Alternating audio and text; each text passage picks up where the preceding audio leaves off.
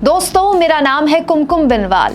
WhatsApp university में झूठा propaganda चलाया जाता है, कुछ का कुछ फॉरवर्ड करके दिन भर देश के लोगों के दिमाग में मिस इन्फॉर्मेशन भरी जाती है, गढ़ी जाती है। 2 रुपए के ट्रोल्स के जरिए सोशल मीडिया में तर्कों के नाम पर कुतर्क गढ़े जाते हैं। लेकिन क्या अब उसी मिस इन्फॉर्मेशन के जरिए चुनाव भी लड़े जा रहे हैं? दोस्तों, रूस यूक्रेन युद्ध के दौरान आपको याद होगा सोशल मीडिया में खबर खूब चली थी। लगभग सबके ही पास ये व्हाट्सएप फॉरवर्ड आया था कि पीएम मोदी ने उस वक्त जब युद्ध हो रहा था पीक पर, एक फ़ोन किया रूस के राष्ट्रपति पुतिन को, एक फ़ोन किया यूक्रेन के राष्ट्रपति जेलेंस्की को। दोनों ने पीएम के कहने पर पूरे 3 घंटे के लिए युद्ध रोक दिया, क्योंकि भारत को वॉर जोन से फंसे जो भारतीय बच्चे हैं उनको निकालना था।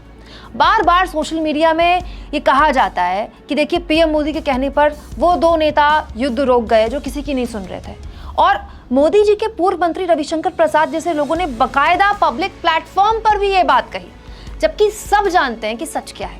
दोस्तों, आपको ये बात पता होनी चाहिए कि ऐसे किसी भी दावे से भारतीय विदेश मंत्रालय कब का साफ इनकार कर चुका है। लेकिन फिर भी इस झूठ पर आज देश में वोट मांगा जा रहा है। वो भी कोई छोटा मोटा नेता ऐसा नहीं कर रहा है, बकायदा दुनिया की सबसे बड़ी पार्टी के राष्ट्रीय अध्यक्ष बात कर रहे हैं। दोस्तों, हिमाचल प्रदेश चुनाव के प्रचार में बीजेपी के राष्ट्रीय अध्यक्ष जेपी नड्डा ने कहा कि यूक्रेन में 32,000 हमारे बच्चे फंसे थे।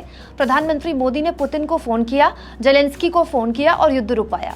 यूक्रेन से बच्चों को निकालकर भारत वापस लाए। देखिए, बाकायदा जेपी नड्डा की इस बात को बीजेपी के ऑफिशियल ट्विटर हैंडल से शेयर भी किया गया।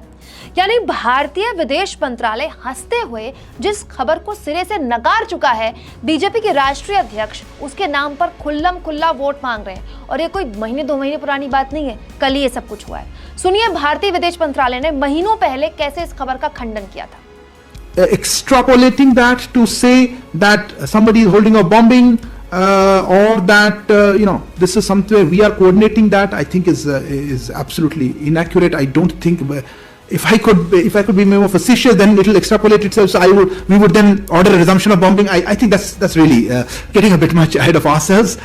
यानी जो खबर है ही नहीं, दरअसल एक प्रोपेगेंडा है, सफेद झूठ है, जिस बात का कोई आधार ही नहीं।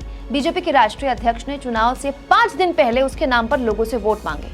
तो क्या बीजेपी के राष्ट्रीय अध्यक्ष खुल्लम खुल्ला चुनाव में एक झूठ के दम पर वोट मांग रहे हैं? दोस्तों, हिमाचल में तो पिछले 5 साल से बीजेपी की डबल इंजन की सरकार ही चल रही है ना।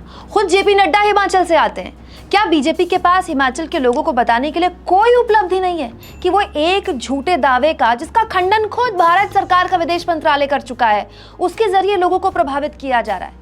इससे पहले इसी हिमाचल में बीजेपी के एक बागी का वीडियो भी वायरल हुआ था, जिसमें दावा किया गया था कि प्रधानमंत्री ने खुद बीजेपी के एक बागी को अपना वास्ता देकर चुनाव से पीछे हट जाने या चुनाव ना लड़ने को कहा था।